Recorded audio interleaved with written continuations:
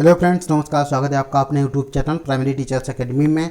Friends, आज हम प्रारंभिक शिक्षा के नवीन प्रयास से संबंधित मोस्ट इम्पोर्टेंट प्रश्नों पर चर्चा करेंगे, जो यूपी टेट, सी टेट और सुपर टेट टीचिंग लाइन के जितने भी एग्जाम हैं उन सभी के लिए मोस्ट इम्पोर्टेंट है, क्योंकि शिक्षा के अधिकार अधिनियम से संबंधित 2 से 3 प्रश्न सभी परीक्षा में पूछे जाते हैं। तो फ्रेंड्स, यह वीडियो आपके लिए बहुत ही इंपॉर्टेंट होने वाला है। इस वीडियो को पूरा ज़रूर देखें। और फ्रेंड्स, जिन लोगों ने अभी तक आपने हमारे चैनल को सब्सक्राइब नहीं किया तो सब्सक्राइब जरूर कर लें, क्योंकि फ्रेंड्स हमारे चैनल पर यूपी टेट, सी टेट और सुपर टेट की तैयारी 100% सफलता की गारंटी के साथ कराई जाती है। तो फ्रेंड्स, वीडियो को लाइक और शेयर करना ना भूलिए। चलिए वीडियो को शुरू करते हैं। फ्रेंड्स, सबसे पहले बात आती है कि जो प्राथमिक में निःशुल्क एवं अनिवार्य शिक्षा का प्रावधान किस अनुच्छेद के तहत किया गया है। तो हमारा अनुच्छेद कौन सा हो जाएगा? अनुच्छेद 21A के तहत किया गया। आपको ध्यान रखना, 21A जरूर ध्यान रखना है।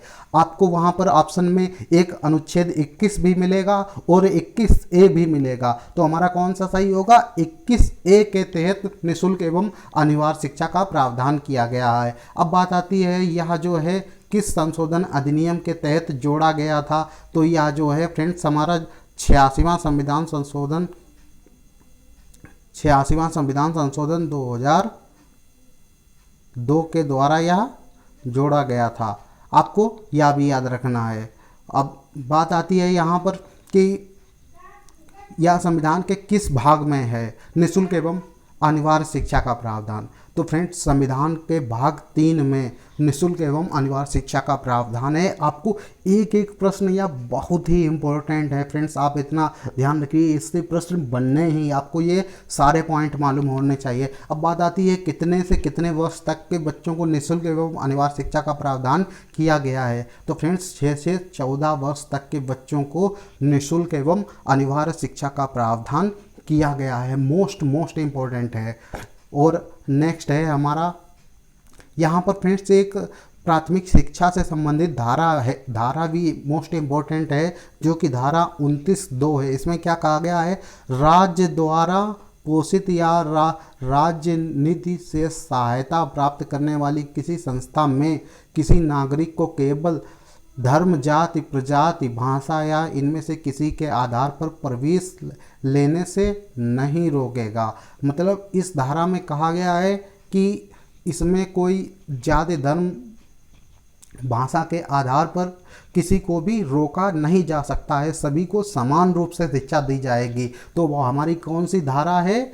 धारा 29(2). आपको यह भी याद रखना है। नेक्स्ट है हमारा फ्रेंड्स अनुच्छेद 30। अनुच्छेद 30 से संबंधित सीधे यही क्वेश्चन पूछा जाता है कि अल्पसंख्यकों को शिक्षा का अधिकार किस अनुच्छेद के तहत मिला है। तो वो हमारा कौन सा अनुच्छेद हो जाएगा? अनुच्छेद 30 के तहत अल्पसंख्यकों को शिक्षा का अधिकार मिला है। नेक्स्ट है हमारा, अब फ्रेंड्स यहाँ पर एक और धारा आ गई है, बहुत ही इंपॉर्टेंट है, धारा 45। धारा 45 में क्या कहा गया? धारा 45 में कहा गया है 10 वर्ष के अंतर्गत वे बच्चे जब तक वो 14 वर्ष के नहीं हो जाते राज्य निःशुल्क एवं अनिवार्य शिक्षा देने का प्रयास करेगा। मतलब जो बच्चे बीच में पढ़ाई छोड़ देते हैं तो उनको भी यहाँ पर धारा 45 के अंतर्गत कहा गया है कि जहाँ तक पॉसिबल होगा वहाँ तक, जब तक वो 14 वर्ष के नहीं हो जाते तब तक उनको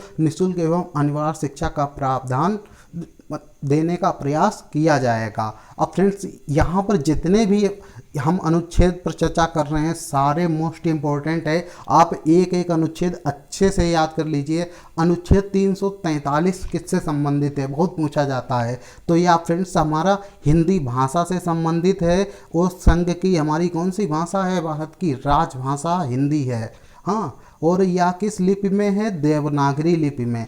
343 आपको भूलना बिल्कुल भी नहीं है। 343 किस अनुच्छेद से संबंधित है?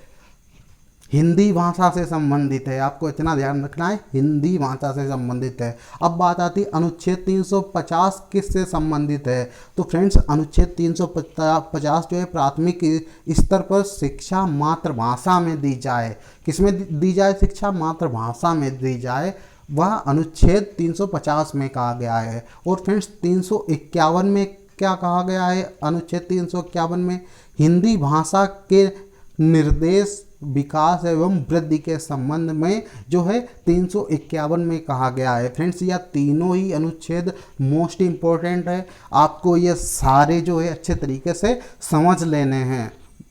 नेक्स्ट चलते हैं आगे। यहाँ पर साइकोलॉजी में यह 2 प्रश्न बहुत ही पूछे जाते हैं। प्राथमिक शिक्षा में अपव्यय और अवरोधन क्या है? पहले बात करते हैं अपव्यय पर।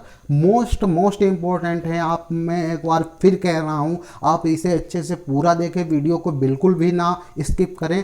अपव्यय से तात्पर्य हमारा क्या है? अपव्यय से हमारा तात्पर्य प्राथमिक शिक्षा पूरी किए बिना ही बच्चों को विद्यालय की किसी भी कक्षा से हटा लेना ही अपव्यय कहलाता है। मतलब बच्चा जो है बीच में ही पढ़ाई छोड़कर चला जाता है, उसे क्या कहते हैं? उसे अपव्यय कहते हैं। अब बात आती है अवरोधन क्या है? किसी बच्चे का एक ही कक्षा में 1 वर्ष से अधिक तक रोका जाना अवरोधन कहलाता है। आप सीधी बात समझ ली, अपव्यय। अपव्यय का मतलब आपने मतलब बीच में ही आप कोई काम कर रहे थे और छोड़कर चले आए, तो उसे क्या कहा जाएगा? अपव्यय। अवरोधन का मतलब वहीं पे रहना, जहाँ पर थे वहीं पर रहना। जैसे कि कोई बच्चा कक्षा 2 में पढ़ रहा है, तो वो कक्षा 2 में बार बार फेल हो रहा है, तो उसे क्या कहेंगे? उसे अवरोधन कहेंगे। फ्रेंड्स, मुझे पूरी उम्मीद है आपको समझ में आ गया होगा। ये मैंने सारे मोस्ट इम्पोर्टेंट जो पॉइंट सीधे लिए हैं। मैं यहाँ पर आपका टाइम जो है ज़्यादा नहीं लेना चाहता हूँ, सीधे उन्हीं प्रश्नों पर चर्चा कर रहा हूँ जो कि आपकी परीक्षा की दृष्टि से मोस्ट इम्पोर्टेंट हैं। अब बात आती है, भारत एक पंथ धर्मनिरपेक्ष राष्ट्र की घोषणा का उल्लेख करता है। यह संविधान के किस अनुच्छेद में कहा गया है? संविधान के किस संशोधन अधिनियम के तहत कहा गया है? तो संविधान के 42वां संविधान संशोधन 1900 कौन सा हो जाएगा फ्रेंड्स? हमारा 1976 हो जाएगा। और अब बात आती है कि समवर्ती सूची वाले विषयों पर कानून कौन बना सकता है? तो फ्रेंड्स, समवर्ती सूची पर विषयों पर केंद्र और राज्य दोनों बना सकते हैं। अब सबसे बड़ी बात आती है कि शिक्षा को किस समवर्ती मतलब सूची में रखा गया है? तो फ्रेंड्स, शिक्षा को समवर्ती सूची में रखा गया है। आप इस तरीके से भी याद कर सकते हैं, हमारी 3 अनुसूचियाँ होती हैं, राज्य सूची, संघ सूची, समवर्ती सूची। तो फ्रेंड्स, समवर्ती, सा से समवर्ती और सा से शिक्षा, समवर्ती सूची में कब शामिल किया गया? 1976 में। आपको इससे अच्छे तरीके से याद रखना है। आगे चलते हैं। बहुत ही अच्छे क्वेश्चन है फ्रेंड्स। आपके सारे जितने भी ये मोस्ट इम्पोर्टेंट पॉइंट हैं, ये मात्र आपके 10 मिनट में सब कवर हो जाएंगे। प्राच्य पाश्चात्य विवाद क्या था? बहुत ही पूछा जाता है साइकोलॉजी में। 1813 के आज्ञा पत्र से जुड़ा हुआ था। क्या था उसमें? आज्ञा पत्र में 1 लाख रुपए की राशि आवंटित की गई थी, लेकिन उसमें यह नहीं बताया गया था कि इसको किस प्रकार खर्च किया जाना है। वही 1813 का आज्ञा पत्र से यही हमारा प्राच्य पाश्चात्य विवाद कहलाया। अब बात आती है कि कलकत्ता मदरसा की स्थापना कब और किसके समय में की गई थी? बहुत ही पूछा जाता है। तो 1781 में वारेन हेस्टिंग्स के समय में कलकत्ता मदरसा की स्थापना की गई थी। फ्रेंड्स, यह सारे प्रश्न मोस्ट इम्पोर्टेंट है। मैं एक बार फिर कह रहा हूँ, आप अच्छे से समझ लें। बनारस संस्कृत विद्यालय की स्थापना जो है, यहाँ पर विद्यालय नहीं विश्वविद्यालय होगा, की स्थापना कब की गई थी और किसके समय में की गई थी?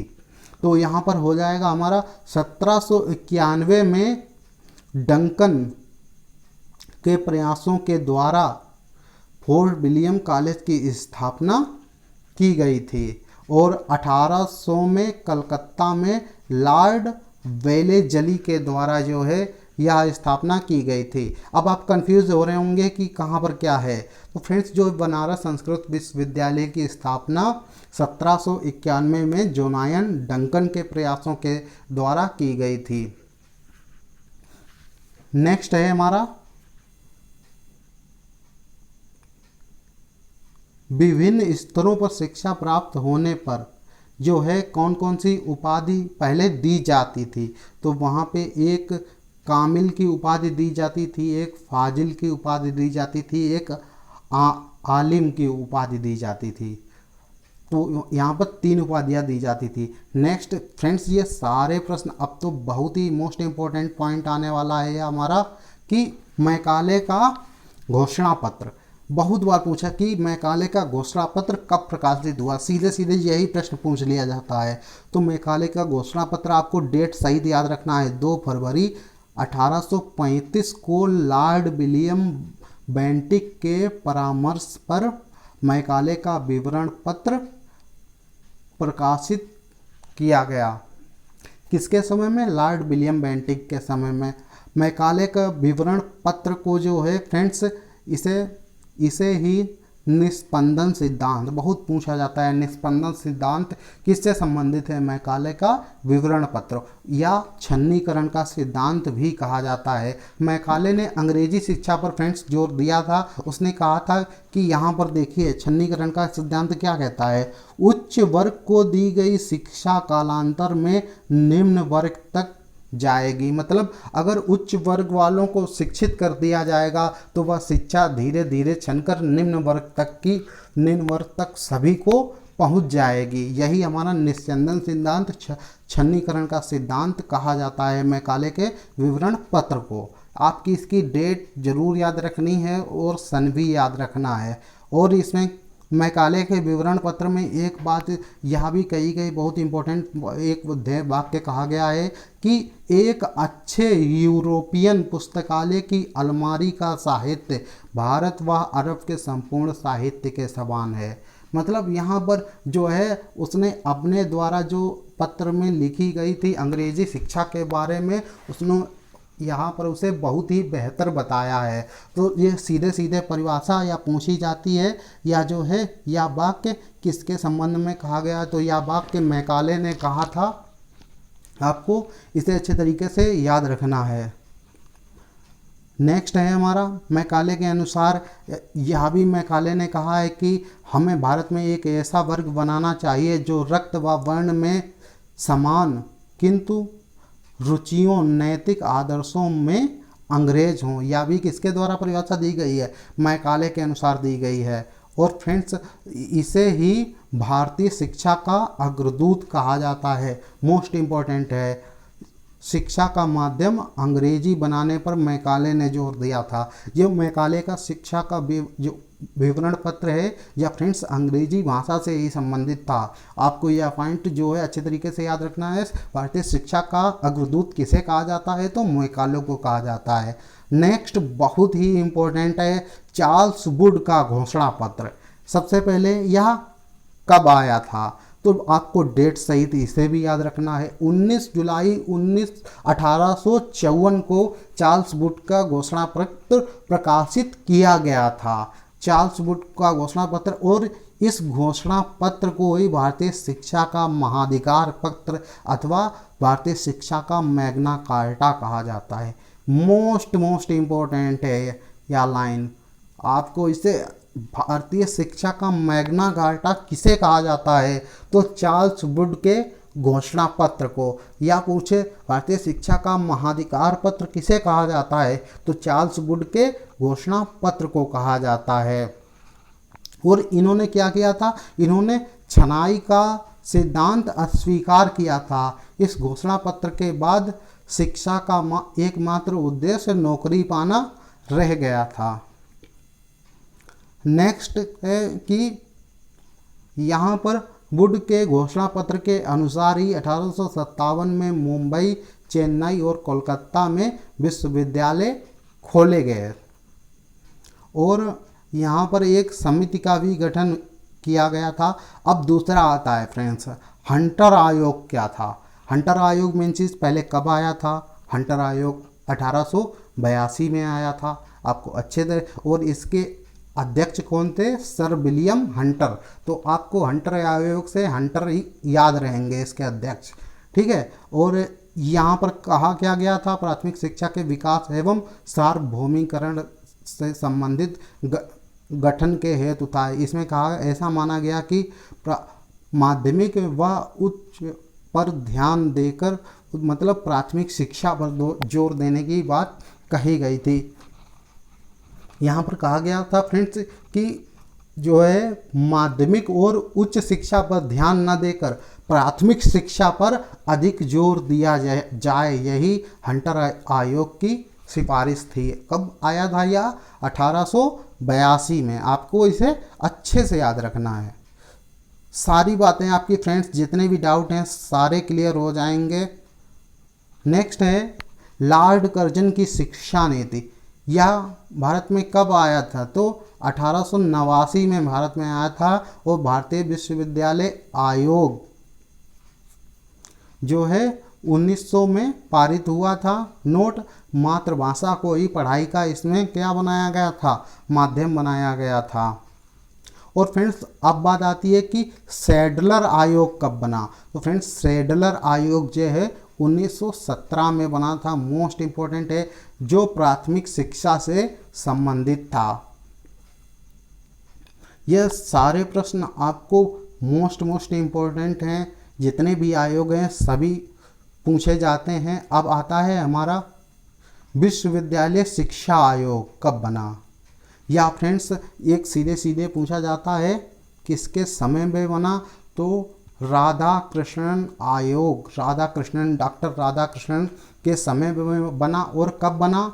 4 नवंबर 1948 को विश्वविद्यालय शिक्षा आयोग का गठन किया गया, जिसके अध्यक्ष राधाकृष्णन थे।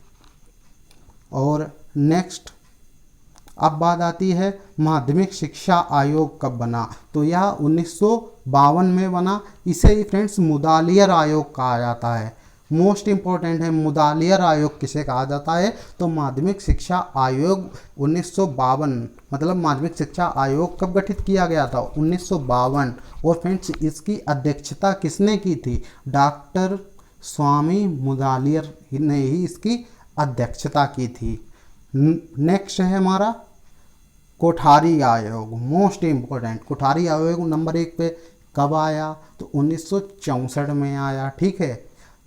आयोग का उद्घाटन 2 अक्टूबर 1964 को नई दिल्ली के विज्ञान भवन में प्रोफेसर DS कोठारी के द्वारा किया गया था। सीधे सीधे पूछा जाता है कि कोठारी आयोग की स्थापना किसने की थी? तो DS कोठारी, या अध्यक्ष कौन थे? तो फ्रेंड्स हमारा कौन हो जाएगा? DS कोठारी हो जाएगा।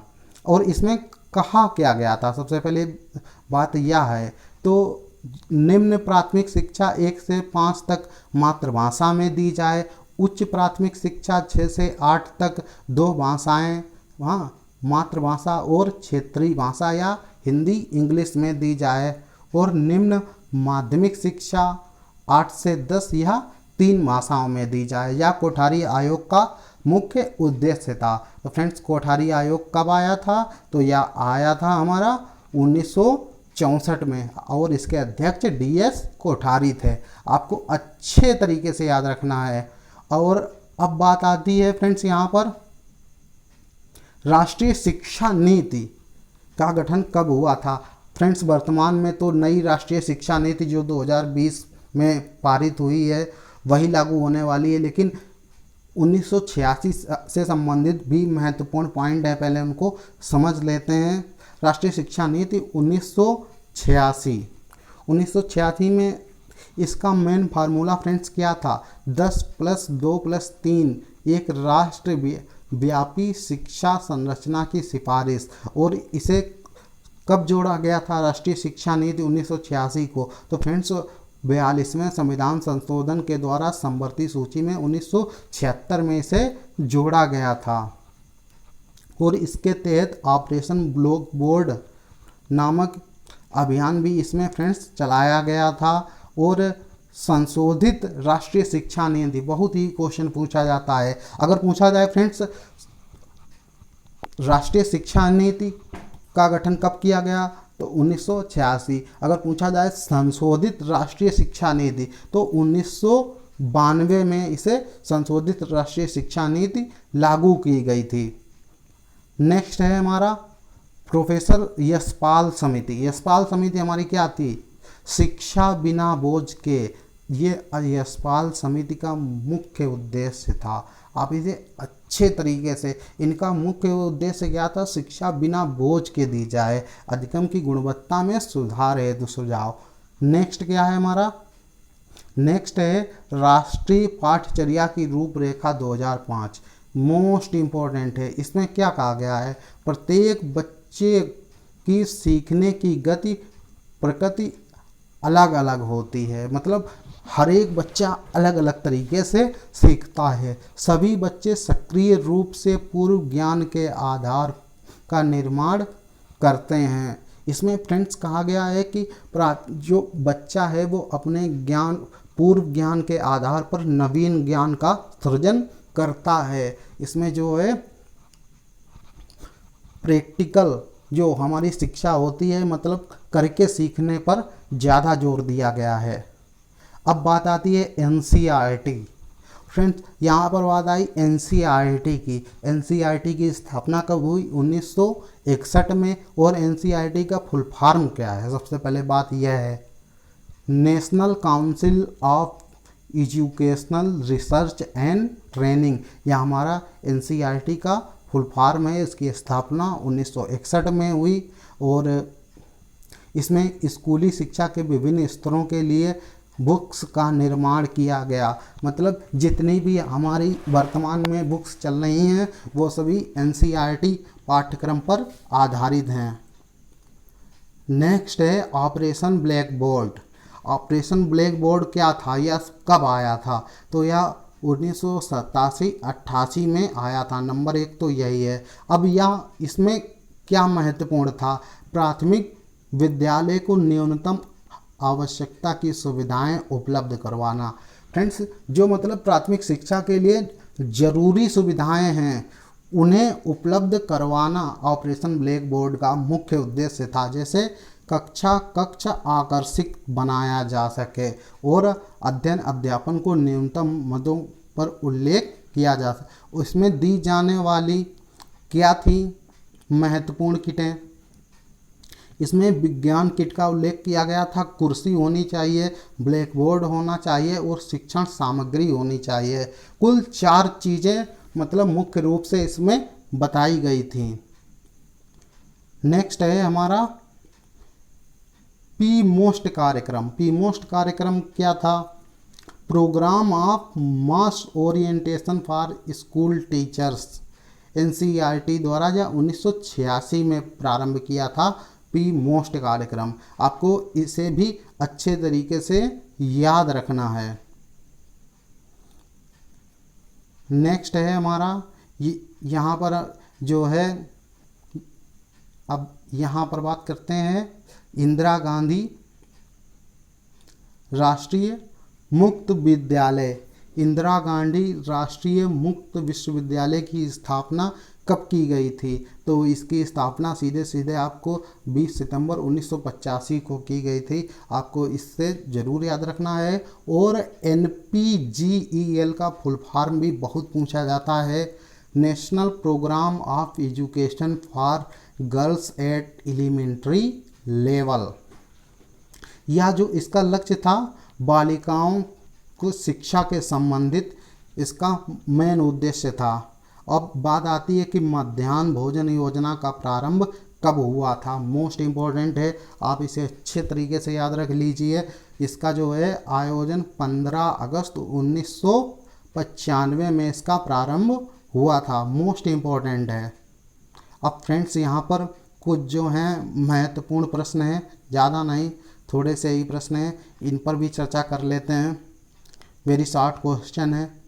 वुड के घोषणा पत्र की प्रमुख सिफारिश क्या थी? नए विश्वविद्यालय स्थापित करने की इनकी प्रमुख सिफारिश थी। वुड के घोषणा पत्र के अनुसार शिक्षा का सर्वोच्च अधिकारी कौन था? तो जन संचालक शिक्षा का सर्वोच्च अधिकारी था।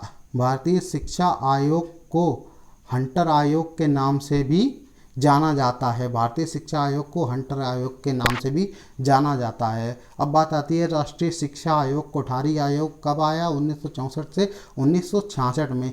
स्कूल चलो अभियान सर्व शिक्षा अभियान का क्या है? एक अंग है। निःशुल्क एवं अनिवार्य शिक्षा का प्रावधान संविधान की किस धारा में किया गया है? तो धारा 45 में किया गया है। कस्तूरबा गांधी विद्यालय योजना का संबंध है प्राथमिक बालिका शिक्षा से। संपूर्ण साक्षरता अभियान एक प्रेरक वाक्य है। एक पढ़ाएं एक, मोस्ट इम्पोर्टेंट, एक पढ़ाएं एक। नेक्स्ट है हमारा पटेल एक्ट किससे संबंधित था? तो यह फ्रेंड्स जो है प्राथमिक शिक्षा में गुणात्मक और परिमाणात्मक वृद्धि से संबंधित था। गोखले विधेयक कब प्रस्तुत किया गया? 16 मार्च 1911 को।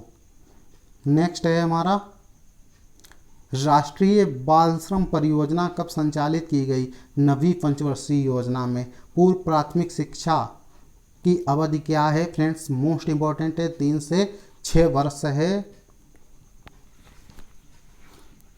और यहाँ पर शिमला शिक्षा सम्मेलन जो है कब आयोजित किया गया? 1901 में। किसके समय में? लॉर्ड कर्जन के द्वारा यह आयोजित किया गया था। तो फ्रेंड्स यह था प्राथमिक शिक्षा से संबंधित महत्वपूर्ण अधिनियम और घोषणा पत्र। फ्रेंड्स इसका मैं जो है ऑब्जेक्टिव पार्ट भी लेके आऊँगा जिसमें कि आपकी प्रैक्टिस सारे प्रश्नों की हो जाएगी। और फ्रेंड्स अगर वीडियो में बहुत ही अच्छे तरीके से समझाया गया है, पूरी मुझे उम्मीद है आपको समझ में आ गया होगा। फ्रेंड्स अगर वीडियो अच्छा लगा है तो लाइक ज़रूर करें और फ्रेंड्स वीडियो को, और चैनल को अगर पहली बार हैं तो आप चैनल को सब्सक्राइब करें। और फ्रेंड्स मिलते हैं अगले वीडियो में। Till then tata bye bye, see you.